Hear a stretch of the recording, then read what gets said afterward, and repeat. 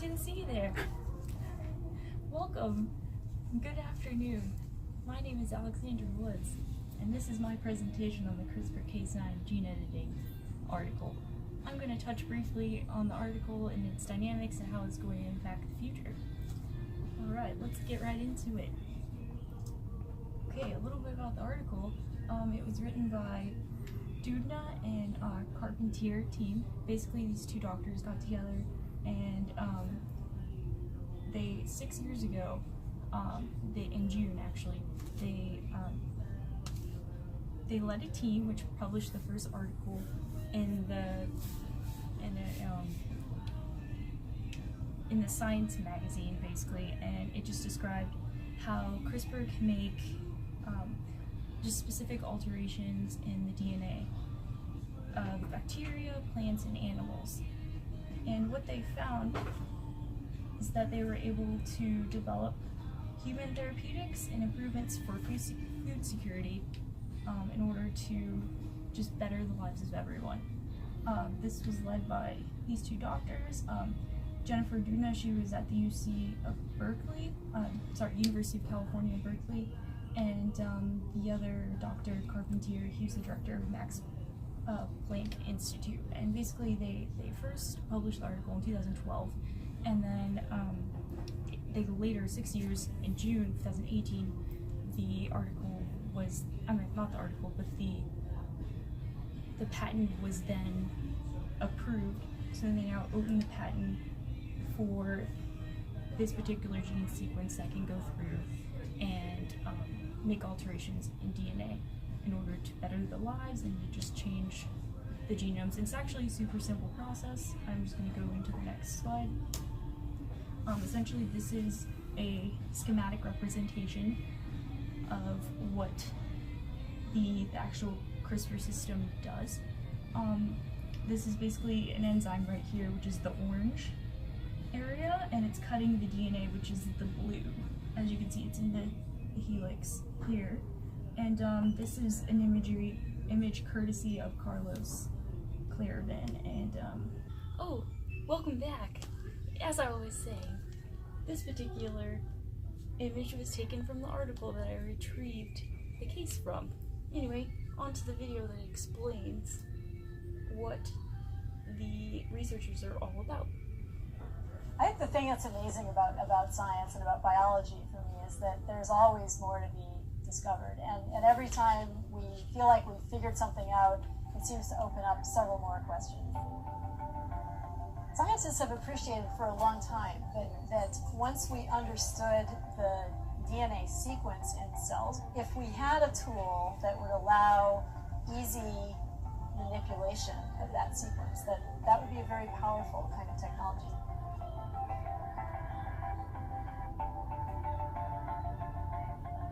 CRISPR is a technology for changing the sequence of DNA in cells in a precise fashion to correct mutations that might otherwise cause disease. It's going to enable a lot of science to be done that was impossible to do in the past. So the way the CRISPR technology works is by the action of a protein called Cas9 that functions like a molecular scalpel for DNA. The CRISPR-Cas9 system has an amazing ability to recognize a particular DNA sequence in a cell that may be malfunctioning and then disable it by cutting the DNA. We call this gene editing, and we can use it to disable or repair a mutated part of the gene which may be causing disease. For Cas9 to find the malfunctioning DNA, we attach it to an RNA sequence that matches the DNA sequence we want to edit. Then we put this RNA-Cas9 combination into the cell. It finds the mutant DNA and uses a chemical reaction to cut the DNA strand right at the spot where it's malfunctioning. After that, we can sometimes insert the correct version of the gene for the cell to work properly again. It's a very exciting technology that's going to do a lot of good in human society and for human health.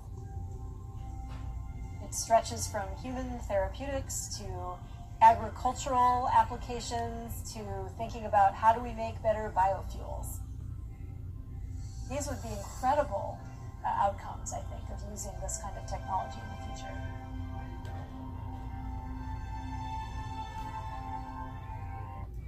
the thing that's amazing about science. All right, so that was Dr.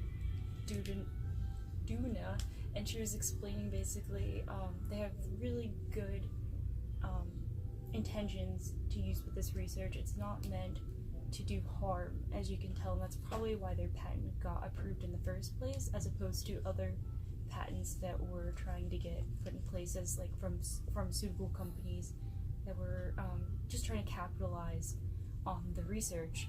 As you can see, they're sharing the research. Since 2013, they've been able to share that research with other researchers who have taken it and done their own thing with it, and that's brought about other things, but they're no way associated that necessarily. But anyway, we're going to get into the topic of why does this matter? Well, it matters because it can be easily employed in any plant or animal cell. There's been people that have described that you can kind of do it at home. I don't know if that's related to this research or not. I don't think so. But anyway, it generally has a really generalized global effect on our future. Most specifically the human condition. Whether or not, lots of people are getting cancer these days. It can be essentially, as I explain here, it was in the trials for the development for the cure of cancer. If it could cure cancer, this could be a miracle of research. It's not something that should go unnoticed. Can also help stabilize our food supply, which is super important for multiple reasons, obviously. Creating new jobs, and it can open new life improvement possibilities. Like I mentioned before, such as helping cure cancer. And its medical impacts. So, yeah, on to the next slide. So, this kind of delves into the question of whether or not is this ethical or not. Lots of people have the debate of the realm of designer babies. Is this going to be something that is going to be prevalent in the future? Is this going to mean that, like, nothing is actually natural anymore, or some might say organic? Basically, these CRISPR kits can be bought and used in households. There's a case where a man injected himself with a hormone that myostatin, my apologies, that actually increased his overall muscular capacity. It's incredible. Whether it's used for good or bad, they obviously have the good intentions for it, but you have to ask those ethical questions as well.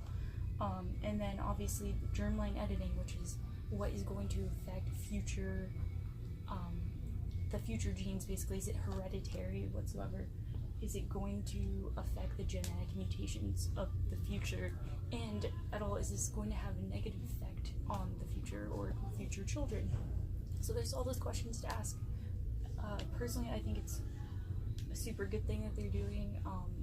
It's super interesting, and obviously in the case study, the article, whatever, it was passed. So it wasn't denied. It wasn't like they're doing anything unethically. But what other people may do with the research, that's kind of like what might be unethical. Anyway, if you have any questions, comments, or concerns, please put it in the link. Please put it in the comment description below. I'll try to answer any of that for you. Thank you for bearing with me, and have a great day. Thank you so much.